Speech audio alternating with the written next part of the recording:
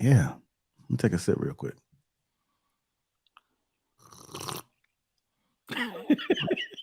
That sip was audible as hell. Like, I know, man. I have to we take heard every. a little bit.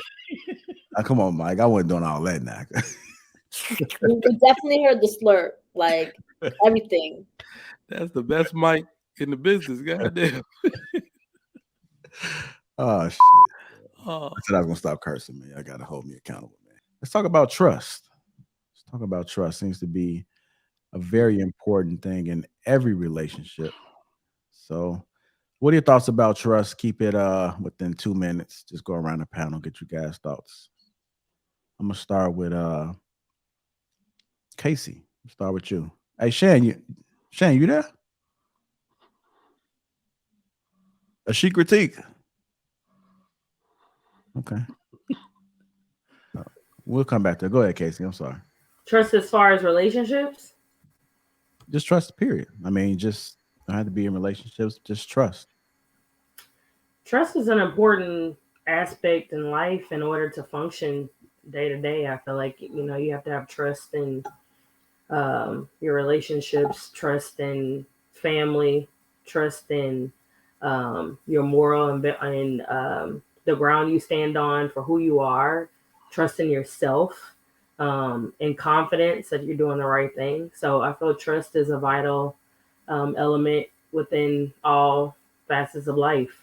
You have to have trust. All right. Bruiser. What are your thoughts about trust, sir? First of all, I think everybody should earn trust, and it's not given. You got to show yourself capable of being trustworthy, and I think a lot of people misuse it.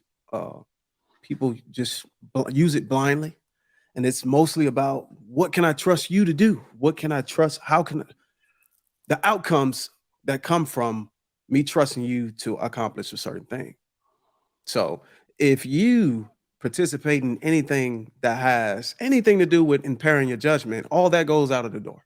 So I know a lot of times, for example, a lot of people allow their mate to go out on trips with their friends. They call it girls trip or guys trip. They say, oh, I trust him. That's my love. That's my partner. That's my husband. I trust him. But whenever you factor in things that impair the judgment, the trust should be taken away.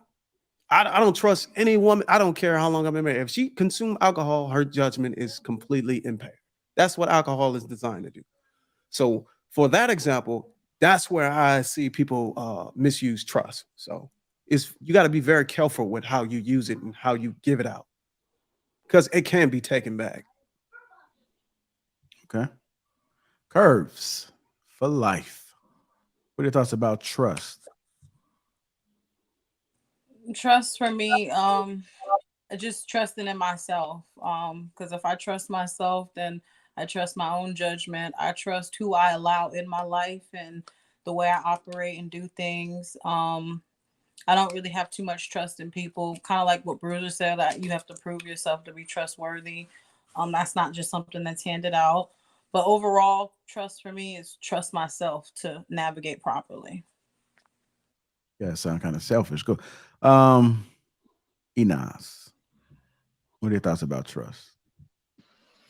Um, I'm going to totally contradict the last two speakers. I don't What?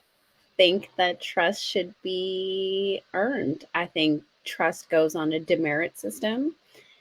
Um, that if you prove to be untrustworthy, that, depending on what the transgression looks like, then trust gets taken away or trust gets um, confined to certain areas. I think that this idea of proving yourself is really egocentric. And I think it can be really unfair to other people sometimes. And even to yourself, to disallow people to really get the most out of interactions. But I will say that I do agree with Casey again, that trust is one of those like key components to all areas of life. I don't rely on trust in myself. For myself, that trust more so is towards God, because I am a human being at the end of the day, that I'm susceptible to not only influences, but other things that could change my mind. But that trust in God is really where I lean towards, not only in relationships with other people, but in relationship with myself. Hey, But Curtis, you Enos, hold on. understand? You said, hold on. Sure. I just got something to say real quick. You say you trust people like right off rip, because I mean, we have to get into that right quick. Can we unpack that? So Yeah. you are in a subway alone with a homeless man who's getting a little too close to you because he hasn't struck you, tried to rob you, do anything to you yet. Are you going to trust him sitting right next to you? Are you comfortable? Because you're just going to trust him because Well, you trust people off rip? for me, trust is not one of those things that's like check the box yes or no, right? Like there's layers to trust. Now, I don't know. I have to sit there and assess my situation and, tap into my relationship with God. Is this man sitting closer to me because there's an even creepier guy at the other end of where we're sitting? You know what I mean? Is this really a protective thing? Because I have been in situations where people that, I'm side-eyeing a little bit were actually there for my better benefit, right? And that's where leaning on God's understanding and not my own becomes imperative, because I don't see the big picture outside of my own perspective. Does that mean I blindly, fully trust every human being I come into contact with? No, but there's a certain level of trust that is granted that becomes a demerit point. Now, as our relationship progresses, if we go into friends or a romantic relationship or marriage, that trust grows to deeper things, to things that are more sacred, to things that are more secretive, right? Like, I'm not going to trust a complete stranger with my deepest, darkest secret, but I will trust that if you're sitting next to me on the train, that you're not going to do something inappropriate, if that makes sense. I think both of you guys have great points. I think together, no, because initially you have to, someone has to earn your trust regardless. Like subconsciously, they're doing it. Like that homeless person, let's just keep that scenario. That homeless person just sitting there, he's not doing anything crazy, verbally, like being obnoxious, nothing. So he gained a little bit of trust that he won't jump at you, right? He gained that little trust. And now it's like you have that demerit point. Like if he does something really messed up, like he wakes up and like start like flashing you, then oh shit, you can't trust him no more. That's a demerit point. Like that's done, right? Because it happens. It happens But on it's subways all the no. time. No, But Curves is right. It's when you look at That's, trust is, I got you, Curves. It's really stemmed from go what's ahead. produced. And numbers don't lie. Statistics, all that stuff plays into what productivity comes to be.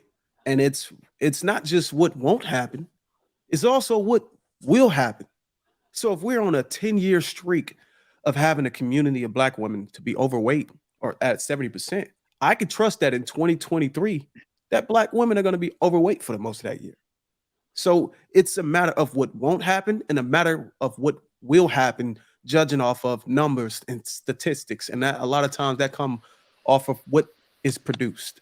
So it's So not I about think what hasn't been produced, it's about what is produced. So you have to earn it. You have to give me the impression that this is going to take place or is not going to take place. So action has to be involved and for trust to be inserted. So I think Nah, that's And an this, another, to your point, sorry, 1 second, Casey. I think that's an interesting point, Bruiser, because if that's the thought process we're gonna go with, then I should absolutely trust that homeless guy on the subway more than I should somebody that's close to me. Because when we talk about people who inflict pain, without getting into too many specifics, it tends to be more so somebody of close relation than a stranger. So by that thought process, if we're going to rely on statistics, then the stranger on the subway is actually somebody safer for me to entrust myself with Yeah. than somebody who's more of a close what the hell are we acquaintance. talking